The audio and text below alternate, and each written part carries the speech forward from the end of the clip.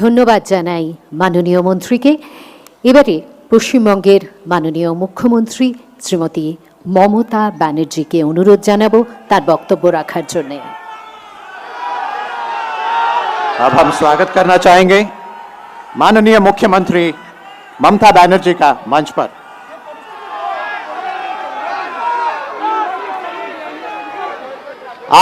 आप लोग जरा सा शांत हो जाएं।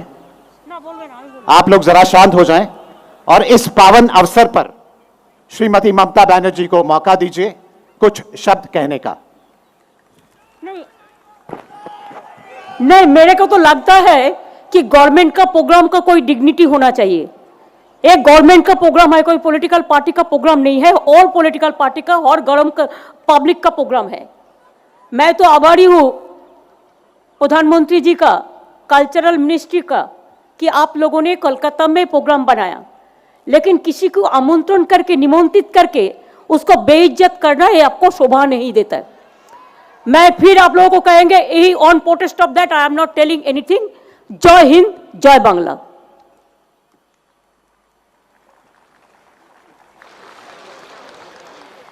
আপনাদের সকলের কাছে আমরা সহযোগিতা প্রার্থনা করি। এইবারে আমরা একে একে কিছু উদ্বোধনে যাব। 1926 থেকে 1938 এই সময়কালে নেতাজির লেখা মহামূল্যবান চিঠির সংকলন করা হয়েছে একটি গ্রন্থের আকারে। এই গ্রন্থটি 3টি ভাষায় নেতাজির চিঠিপত্র নামাঙ্কিত এই গ্রন্থটি প্রকাশ করার জন্যে আমরা আমন্ত্রণ জানাই মাননীয় প্রধানমন্ত্রী শ্রী নরেন্দ্র মোদীজিকে। हिंदी में, सरल हिंदी में मैं कहना चाहूंगा, हम अनुरोध करेंगे अब माननीय प्रधानमंत्री श्री नरेंद्र मोदी जी का कि letters of Netaji from 1926 to 1938 जो 3 भाषाओं में, बांग्ला, हिंदी और अंग्रेजी में है, इस किताब का अनावरण करें।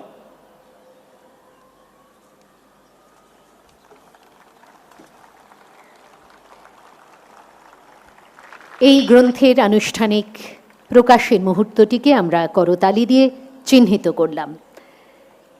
এরপরে আমরা চলে যাব নেতাজির এই বিশেষ জন্মজয়ন্তী উপলক্ষে প্রস্তুত হয়েছে একটি স্মারক মুদ্রা। সেই স্মারক মুদ্রাটি নিয়ে আসার জন্য অনুরোধ জানাবো মাননীয় প্রধানমন্ত্রীকে এটি জনগণের সামনে তুলে ধরার জন্যে। फिर से मैं हिंदी में कहना चाहूंगा, इस अहम अवसर पर हमारी गुजारिश रहेगी कि नेताजी पर ढाली सिक्के का लोकार्पण करें हमारे माननीय प्रधानमंत्री श्री नरेंद्र मोदी जी।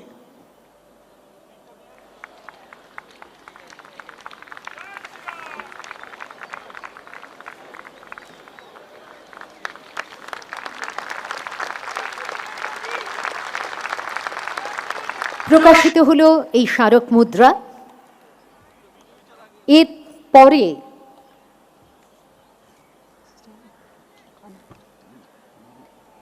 এরপরে আমরা চলে যাব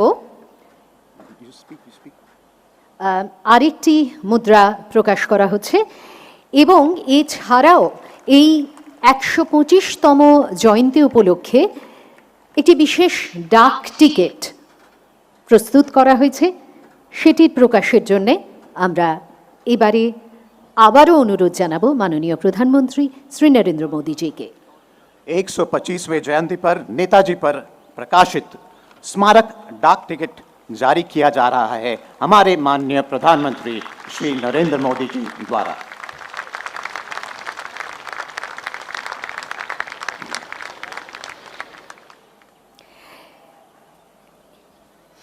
ইন্ডিয়ান ন্যাশনাল আর্মি, নেতাজির সংগঠিত আজাদ হিন্দ ফৌজ, নেতাজির অনুপ্রেরণায় তার ডাকে সাড়া দিয়ে জীবন বাজি রেখেছিলেন ইংরেজ মহাশক্তির বিরুদ্ধে লড়াইয়ে নিবেদিত প্রাণ সেই দেশভক্তরা। আমরা মাননীয় প্রধানমন্ত্রীকে অনুরোধ জানাবো এবারে তাদের সম্মান জ্ঞাপন করার জন্যে। हिंदी में फिर से अब वक्त आ गया है नेताजी द्वारा बनाई गई इंडियन नेशनल आर्मी, जिसको हम लोग आजाद हिंद फौज के नाम से भी जानते हैं, के दिग्गजों को सम्मान करने का। মাননীয় প্রধানমন্ত্রী এবারে মঞ্চ থেকে অবতরণ করে এই বয়োজ্যেষ্ঠ বলা যেতে পারে লিভিং লেজেন্ডস আমাদের মাননীয় সংস্কৃতি মন্ত্রী তাদের সেই বলেই ডাকলেন নায়ক লালটি রাম, আজাদ হিন্দ ফৌজের এক গৌরবোজ্জ্বল নাম। नायक लालटी राम।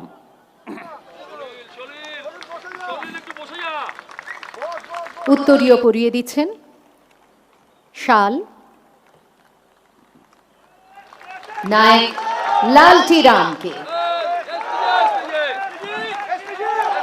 এরপরে উপস্থিত আছেন শ্রীমতী পূর্ণিমা ধিলন এবং শ্রী সরবজিৎ ধিলন, পদ্মভূষণ কর্নেল গুরবক্স সিং ধিলর এক পুত্রবধূ এবং এক পুত্র, মালয়ের যুদ্ধের সেই বিশিষ্ট নায়ক কর্নেল গুরবক্স সিং ধিলন।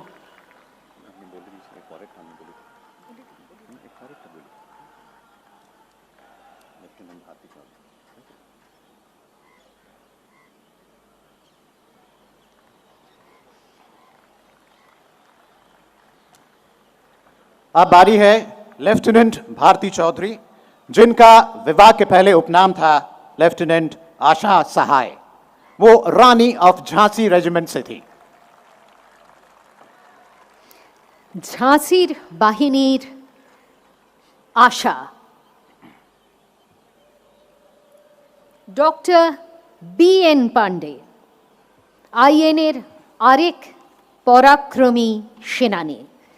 মাননীয় প্রধানমন্ত্রী এবং অন্যান্য বিশিষ্টজন তারা মঞ্চ থেকে অবতরণ করে সম্মান জ্ঞাপন করলেন এবং এবারে সেই বহু প্রতীক্ষিত মুহূর্ত এসে গেছে। আমরা অনুরোধ জানাব মাননীয় প্রধানমন্ত্রী শ্রী নরেন্দ্র মোদীজিকে তার এই জন্মজয়ন্তীর নেতাজির জন্মজয়ন্তীর উদ্বোধনী ভাষণ প্রদান করার জন্য। हमें बहुत गर्वित महसूस हो रहा है ये ऐलान करते हुए कि अब हमारे माननीय प्रधानमंत्री श्री नरेंद्र मोदी जी हमें संबोधन करेंगे। उनका जोरदार तालियों से स्वागत किया जाए।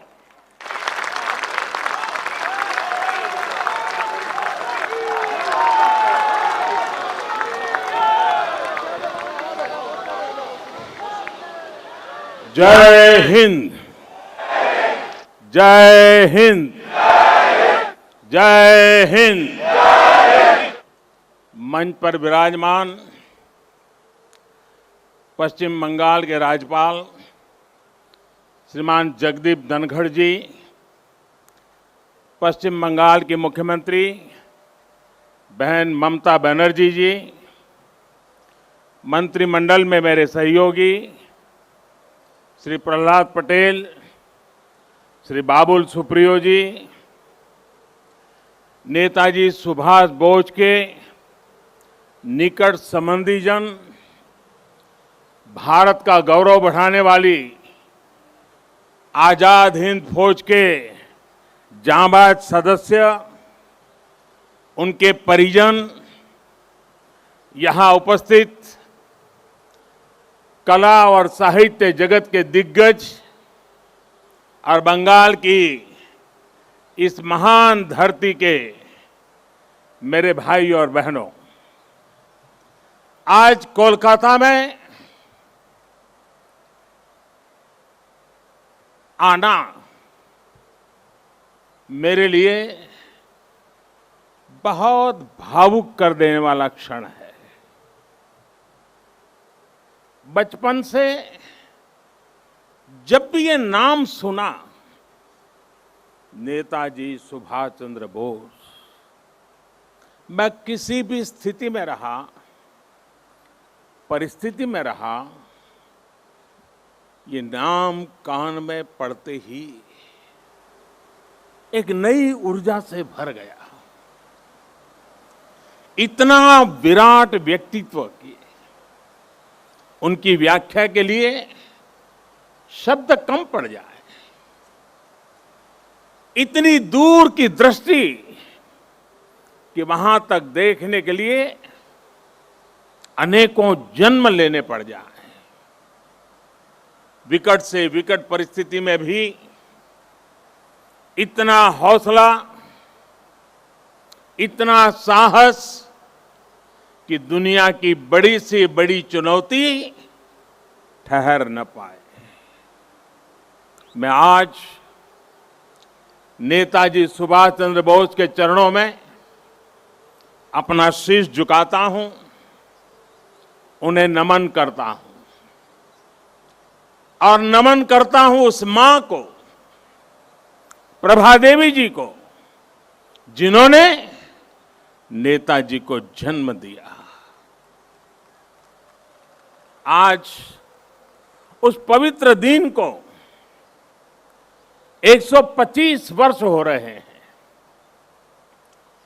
125 वर्ष पहले आज के ही दिन मां भारती की गोद में उस वीर सपूत ने जन्म लिया था, जिसने आजाद भारत के सपने को नई दिशा दी थी।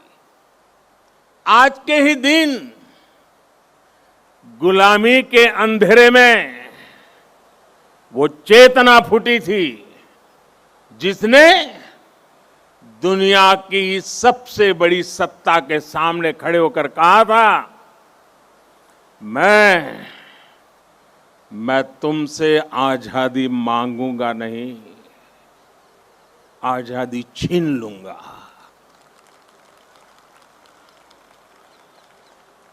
आज के दिन सिर्फ नेताजी सुभाष का जन्म ही नहीं हुआ था, बल्कि आज भारत के नए आत्मगौरव का जन्म हुआ था। भारत के नए सैन्य कौशल्य का जन्म हुआ था। मैं आज नेताजी की 125वीं जन्म जयंती पर कृतज्ञ राष्ट्र की तरफ से इस महापुरुष को कोटि कोटि प्रणाम करता हूं, उन्हें सैल्यूट करता हूं। साथियों, मैं आज बालक सुभाष को नेताजी बनाने वाली, उनके जीवन को तप, त्याग और तितिक्षा से घड़ने वाली बंगाल की इस पुण्य भूमि को भी आदरपूर्वक नमन करता हूं। गुरुदेव श्री रविंद्रनाथ टैगोर, बंकिम चंद्र चट्टोपाध्याय, शरद चंद्र जैसे महापुरुषों ने इस पुण्य भूमि को राष्ट्र भक्ति की भावना से भरा है। स्वामी रामकृष्ण परमहंस, चैतन्य महाप्रभु, श्री अरबिंदो, मां शारदा, मां आनंदमयी, स्वामी विवेकानंद, श्री श्री ठाकुर अनुकूल चंद्र जैसे संतों ने इस पुण्य भूमि को वैराग्य, सेवा और आध्यात्म से अलौकिक बनाया है। ईश्वर चंद्र विद्यासागर, राजा राम मोहन राय, गुरुचंद ठाकुर, हरिश्चंद्र ठाकुर जैसे अनेक समाज सुधारक, सामाजिक सुधार के अग्रदूतों ने इस पुण्य भूमि से देश में नए सुधारों की नींव भरी है। जगदीश चंद्र बोस, पीसी रॉय, एसएन बोस, मेघनाथ शाह, अनगिनत वैज्ञानिकों ने इस पुण्य भूमि को ज्ञान विज्ञान से सींचा है। ये वही पुण्य भूमि है जिसने देश को उसका राष्ट्रगान भी दिया है और राष्ट्र गीत भी दिया है। इसी भूमि ने हमें देशबंधु चित्तरंजन दास, डॉक्टर श्यामा प्रसाद मुखर्जी और हम सभी के प्रिय भारत रत्न प्रणब मुखर्जी से साक्षात्कार कराया है। मैं इस भूमि के ऐसे लाखों लाख महान व्यक्तित्वों के चरणों में भी आज इस पवित्र दिन पर प्रणाम करता हूं। साथियों, यहां से पहले मैं भी नेशनल लाइब्रेरी गया था, जहां नेताजी की विरासत पर एक इंटरनेशनल कॉन्फ्रेंस और आर्टिस्ट कैंप का आयोजन हो रहा है। मैंने अनुभव किया, नेताजी का नाम सुनते ही हर कोई कितनी ऊर्जा से भर जाता है। नेताजी के जीवन की ये ऊर्जा जैसे उनके अंतर मन से जुड़ गई है। उनकी यही ऊर्जा, यही आदर्श, उनकी तपस्या, उनका त्याग देश के हर युवा के लिए बहुत बड़ी प्रेरणा है। आज जब भारत नेताजी की प्रेरणा से आगे बढ़ रहा है, तो हम सबका कर्तव्य है कि उनके योगदान को बार बार याद किया जाए, पीढ़ी दर पीढ़ी याद किया जाए। इसलिए देश ने तय किया है कि नेताजी की 125वीं जयंती के वर्ष को ऐतिहासिक, अभूतपूर्व भव्यता भरे आयोजनों के साथ मनाए। आज सुबह से देश भर में इससे जुड़े कार्यक्रम हर कोने में हो रहे हैं। आज इसी क्रम में नेताजी की स्मृति में एक स्मारक सिक्का और डाक टिकट जारी किया गया है। नेताजी के पत्रों पर एक पुस्तक का विमोचन भी हुआ है। कोलकाता और बंगाल, जो उनकी कर्मभूमि रहा है, यहां नेताजी के जीवन पर एक प्रदर्शनी और प्रोजेक्शन मैपिंग शो भी आज से शुरू हो रहा है। हावड़ा से चलने वाली ट्रेन हावड़ा कालका मेल का भी नाम अब नेताजी एक्सप्रेस कर दिया गया है। देश ने यह भी तय किया है कि अब हर साल हम नेताजी की जयंती यानी 23 जनवरी को पराक्रम दिवस के रूप में मनाया करेंगे। हमारे नेताजी भारत के पराक्रम की प्रतिमूर्ति भी है और प्रेरणा भी है।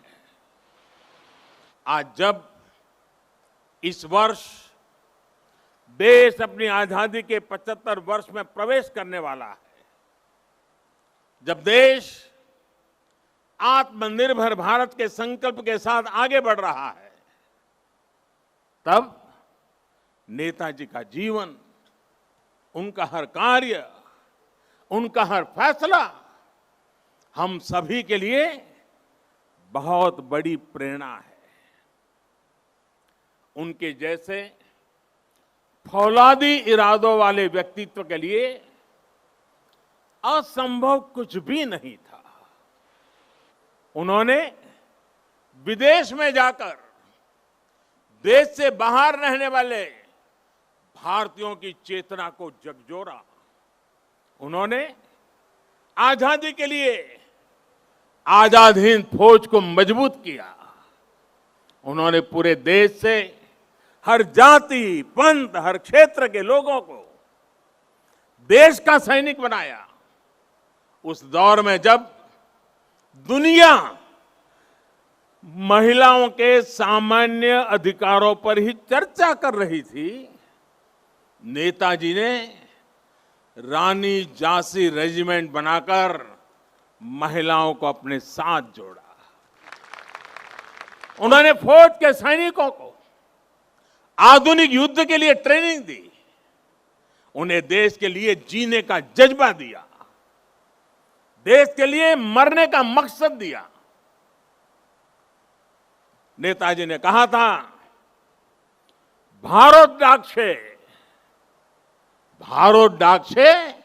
रोकटो डाक दिए छे रोकतो के। उठो दांडाओ आमोदेर नोस्टो करार मतो सोमोय नोय।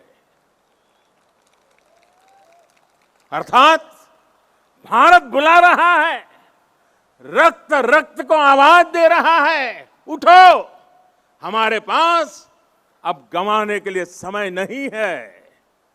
साथियों, ऐसी हौसले से भरी हुंकार सिर्फ और सिर्फ नेताजी ही दे सकते थे। और आखिर उन्होंने दिखा भी दिया कि जिस सत्ता का सूरज कभी अस्त नहीं होता, भारत के वीर सपूत रणभूमि में उससे भी परास्त कर सकते हैं। उन्होंने संकल्प लिया था, भारत की जमीन पर आजाद भारत की आजाद सरकार की नींव रखेंगे। नेताजी ने अपना ये वादा भी पूरा करके दिखाया। उन्होंने अंडमान में अपने सैनिकों के साथ आकर तिरंगा फहराया। जिस जगह अंग्रेज देश के स्वतंत्रता सेनानियों को यातनाएं देते थे, काला पानी की सजा देते थे, उस जगह जाकर उन्होंने सेनानियों को अपनी श्रद्धांजलि दी थी। वो सरकार अखंड भारत की पहली आजाद सरकार थी। नेताजी अखंड भारत की आजाद हिंद सरकार के पहले मुखिया थे। और ये मेरा सौभाग्य है कि आजादी की उस पहली झलक को सुरक्षित रखने के लिए 2018 में हमने अंडमान के उस द्वीप का नाम नेताजी सुभाष चंद्र बोस द्वीप रखा। देश की भावना को समझते हुए नेताजी से जुड़ी फाइलें भी हमारी सरकार ने सार्वजनिक की। ये हमारी ही सरकार का सौभाग्य रहा जो 26 जनवरी की परेड के दौरान आईएनए वेटरन्स परेड में शामिल हुए थे। आज यहां इस कार्यक्रम में आजाद हिंद फौज में रहे देश के वीर बेटे और बेटी भी उपस्थित है। मैं आपको फिर से प्रणाम करता हूं और कब प्रणाम करते हुए कहीं कहूंगा कि देश सदा सर्वदा आपका कृतज्ञ रहेगा, कृतज्ञ है और हमेशा रहेगा। साथियों, 2018 में ही देश ने आजाद हिंद सरकार के 75 साल को भी उतने ही धूमधाम से मनाया था। देश ने उसी साल सुभाष चंद्र बोस आपदा प्रबंधन पुरस्कार भी शुरू किए। नेताजी ने दिल्ली दूर नहीं का नारा देकर लाल किले पर झंडा फहराने का जो सपना देखा था, उनका वो सपना देश ने लाल किले पर झंडा फहराकर पूरा किया। भाइयों और बहनों, जब आजाद हिंद फौज की कैप मैंने लाल किले पर झंडा फहराया था, उसे मैंने अपने सर पे लगाया था, उस वक्त मेरे मन मस्तिष्क में बहुत कुछ चल रहा था। बहुत से सवाल थे, बहुत सी बातें थी, एक अलग अनुभूति थी। मैं नेताजी के बारे में सोच रहा था, देशवासियों के बारे में सोच रहा था। वो किसके लिए जीवन भर इतना रिस्क उठाते रहे?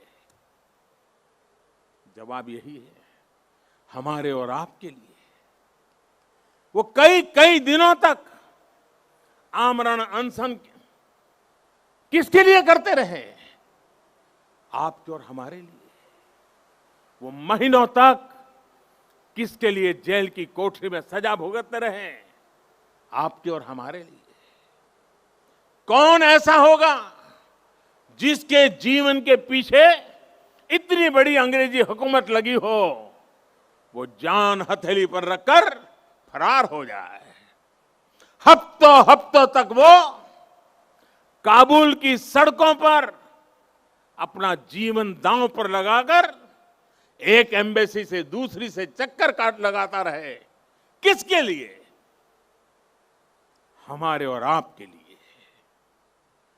विश्व युद्ध के उस माहौल में देश के बीच पल पल बदलते देशों के बीच के रिश्ते, इसके बीच क्यों वो हर देश में जाकर भारत के लिए समर्थन मांग रहे थे, ताकि भारत आजाद हो सके, हम और आप आजाद भारत में सांस ले सके। हिंदुस्तान का एक एक व्यक्ति नेताजी सुभाष बाबू का ऋणी है। 130 करोड़ से ज्यादा भारतीयों के शरीर में बहती रक्त की एक एक बूंद नेताजी सुभाष की ऋणी है। ये ऋण हम कैसे चुकाएंगे? ये ऋण क्या हम कभी चुका भी पाएंगे? साथियों, जब नेताजी सुभाष यहां कोलकाता में अपने 38/2 एल्गिन रोड के घर में कैद थे, जब उन्होंने भारत से निकलने का इरादा कर लिया था, तो उन्होंने अपने भतीजे शिशिर को बुलाकर कहा था, अमार एकता काज कोरते पारबेगा, अमार एकता काज कोरते पारबे, क्या मेरा एक काम कर सकते हो? इसके बाद शिशिर जी ने वो किया जो भारत की आजादी की सबसे बड़ी वजहों में से एक बना। नेताजी ये देख रहे थे कि विश्व युद्ध के माहौल में अंग्रेजी हुकूमत को अगर बाहर से चोट पहुंचाई जाए तो उसे दर्द सबसे ज्यादा होगा। वो भविष्य देख रहे थे कि जैसे जैसे विश्व युद्ध बढ़ेगा, वैसे वैसे अंग्रेजों की ताकत कम पड़ती जाएगी, भारत पर उनकी पकड़ कम पड़ती जाएगी। ये था उनका विजन। इतनी दूर देख रहे थे वो। मैं कहीं पढ़ रहा था कि इसी समय उन्होंने अपनी भतीजी इला को दक्षिणेश्वर मंदिर भी भेजा था कि मां का आशीर्वाद ले आओ।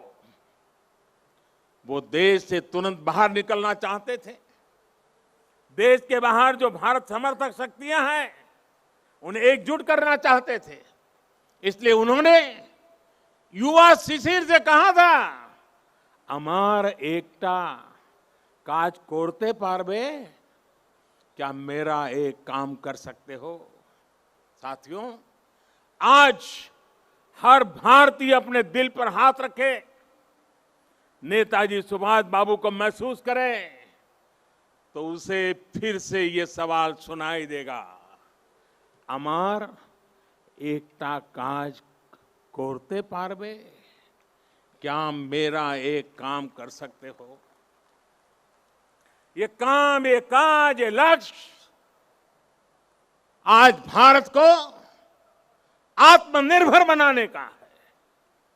देश का जन जन, देश का हर क्षेत्र, देश का हर व्यक्ति इससे जुड़ा है। नेताजी ने कहा था, पुरुष अर्थो एवं उपकरण निजे राय विजय बा স্বাধীনতা আনতে পারে না। আমাদের অবশ্যই সেই উদ্দেশ্য ছকিত থাকতে হবে যা আমাদের সাহসিক কাজ এবং वीर तपुरना शोषणे उद्बुद्ध करबे। यानी हमारे पास वो उद्देश्य और शक्ति होनी चाहिए जो हमें साहस और वीरतापूर्ण तरीके से शासन करने के लिए प्रेरित करे। आज हमारे पास उद्देश्य भी है, शक्ति भी है। आत्मनिर्भर भारत का हमारा लक्ष्य, हमारी आत्मशक्ति हमारे आत्मसंकल्प से पूरा होगा। नेताजी ने कहा था, आज आमादेर केवल एक इच्छा था का उचित, भारत इच्छुक जाते भारत बांटते पारे। यानी हमारी एक इच्छा होनी चाहिए कि हमारा भारत बच पाए, भारत आगे बढ़े। हमारा भी एक ही लक्ष्य है, अपना खून पसीना बहाकर देश के लिए जिए, अपने परिश्रम से, अपने इनोवेशन से देश को आत्मनिर्भर बनाए। नेताजी कहते थे, निजेर प्रोति सात होले सारे, बिक्सेर प्रोति केऊ असोध होते पारबे ना। अर्थात अगर आप खुद के लिए सच्चे हैं तो आप दुनिया के लिए गलत नहीं हो सकते। हमें दुनिया के लिए बेहतरीन क्वालिटी के प्रोडक्ट बनाने होंगे, कुछ भी कमतर नहीं, जीरो डिफेक्ट जीरो इफेक्ट वाले प्रोडक्ट। नेताजी ने हमें कहा था, स्वाधीन भारतेर स्वप्ने कोनो दिन आस्था हारियो ना, बिस्से एमुन कोनो शक्ति नहीं जे भारतों के पराधीनानंतर श्रृंखलाए बेगे राखते समर्थ होबे। यानी आजाद भारत के सपने में कभी भरोसा मत खोइए। दुनिया में ऐसी कोई ताकत नहीं है जो भारत को बांध करके रख सके। वाकई दुनिया में ऐसी कोई ताकत नहीं है जो 130 करोड़ देशवासियों को, अपने भारत को आत्मनिर्भर भारत बनाने से रोक सके। साथियों, नेताजी सुभाष चंद्र बोस गरीबी को, अशिक्षा को, बीमारी को देश की सबसे बड़ी समस्याओं में गिनते थे। सुभाष बाबू कहते थे, आमादेर सापछे बोरो जातियों समस्या होलो दारिद्र्य असी कखा रोग वैज्ञानिक उत्पादन, जे समस्यार समाधान होवे केवल मात्र सामाजिक भावना चिंता द्वारा। अर्थात हमारी सबसे बड़ी समस्या गरीबी, अशिक्षा, बीमारी और वैज्ञानिक उत्पादन की कमी है। इन समस्याओं के समाधान के लिए समाज को मिलकर जुटना होगा, मिलकर प्रयास करना होगा। मुझे संतोष है कि आज देश पीड़ित, शोषित, वंचित को, अपने किसान को, देश की महिलाओं को सशक्त करने के लिए दिन रात एक कर रहा है। आज हर एक गरीब को मुफ्त इलाज की सुविधा के लिए स्वास्थ्य सुविधाएं मिल रही है। देश के किसानों को बीज से बाजार तक आधुनिक सुविधाएं दी जा रही हैं। खेती पर होने वाला उनका खर्च कम करने का प्रयास किया जा रहा है। हर एक युवा को आधुनिक और गुणवत्तापूर्ण शिक्षा मिले, इसके लिए देश के एजुकेशन इंफ्रास्ट्रक्चर को आधुनिक बनाया जा रहा है। बड़ी संख्या में देश भारत में एम्स, आईआईटीज और आईआईएम्स जैसे बड़े संस्थान खोले गए हैं। आज देश 21वीं सदी की जरूरतों के हिसाब से नई राष्ट्रीय शिक्षा नीति भी लागू कर रहा है। साथियों, मैं कई बार सोचता हूं कि आज देश में जो बदलाव हो रहे हैं, जो नया भारत आकार ले रहा है, उसे देख नेताजी को कितनी संतुष्टि मिलती है। उन्हें कैसा लगता जब वो दुनिया की सबसे आधुनिक टेक्नोलॉजीज में अपने देश को आत्मनिर्भर बनता देखते। उन्हें कैसा लगता जब वो पूरी दुनिया की बड़ी बड़ी कंपनियों में शिक्षा में, मेडिकल सेक्टर में भारतीयों का डंका बजते देखते। आज राफेल जैसे आधुनिक विमान भी भारत की सेना के पास हैं और तेजस जैसे अत्याधुनिक विमान भारत खुद भी बना रहा है।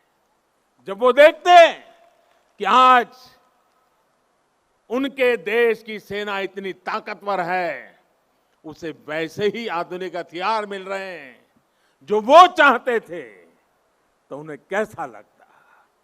आज अगर नेताजी ये देखते कि उनका भारत इतनी बड़ी महामारी से, इतनी ताकत से लड़ा है, आज उनका भारत वैक्सीन जैसे आधुनिक वैज्ञानिक समाधान खुद तैयार कर रहा है, तो नेताजी क्या सोचते। जब वो देखते कि भारत वैक्सीन देकर दुनिया के दूसरे देशों की मदद भी कर रहा है, तो उन्हें कितना गर्व होता।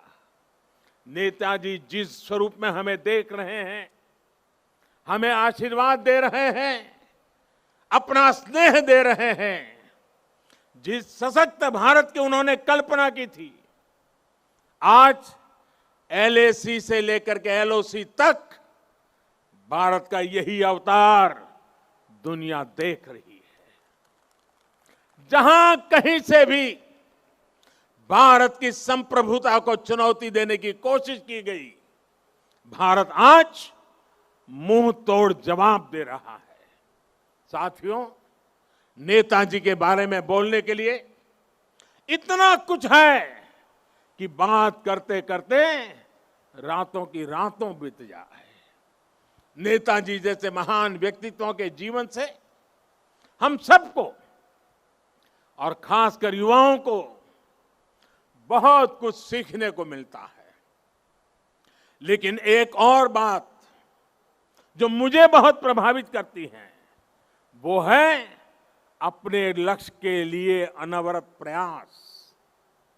विश्व युद्ध के समय पर जब साथी देश पराजय का सामना कर चुके थे, सरेंडर कर रहे थे, तब नेताजी ने अपने सहयोगियों को जो बात कही थी, उसका भाव यही था कि दूसरे देशों ने सरेंडर किया होगा, हमने नहीं।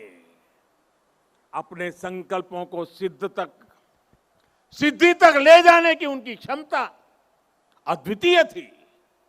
वो अपने साथ भगवत गीता रखते थे, उनसे प्रेरणा पाते थे।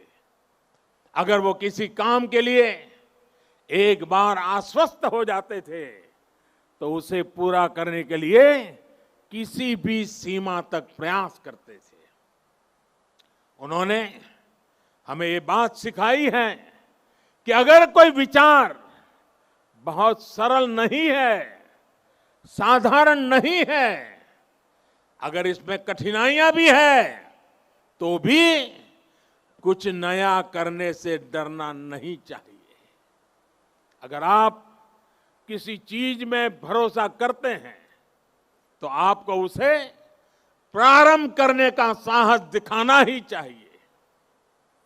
एक बार को ये लग सकता है कि आप धारा के विपरीत बह रहे हैं, लेकिन अगर आपका लक्ष्य पवित्र है, तो इसमें भी हिचकना नहीं चाहिए।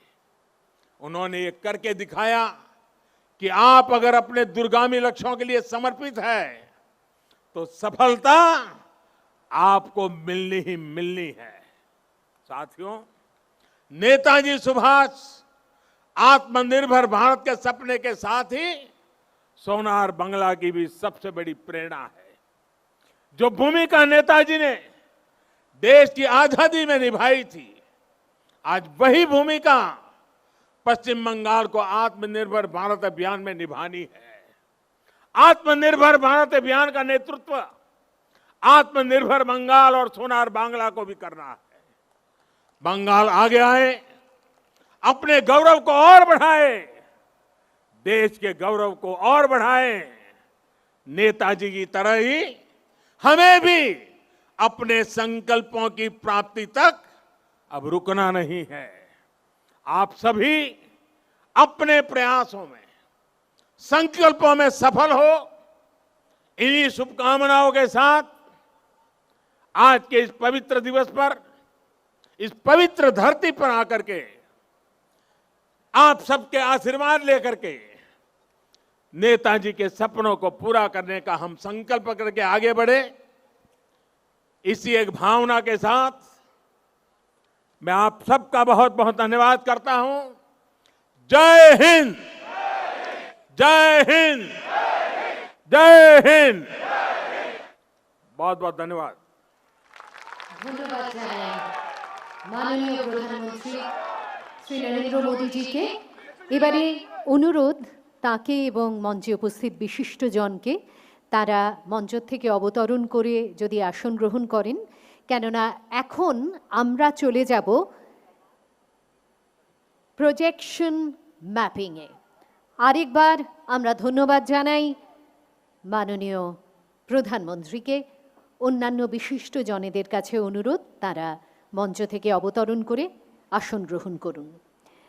প্রজেকশন ম্যাপিং দৃশ্যকল্প ও শব্দের মাধ্যমে যে কোনো আখ্যানকে প্রাণবন্ত করে তোলার একটি আধুনিক প্রযুক্তি।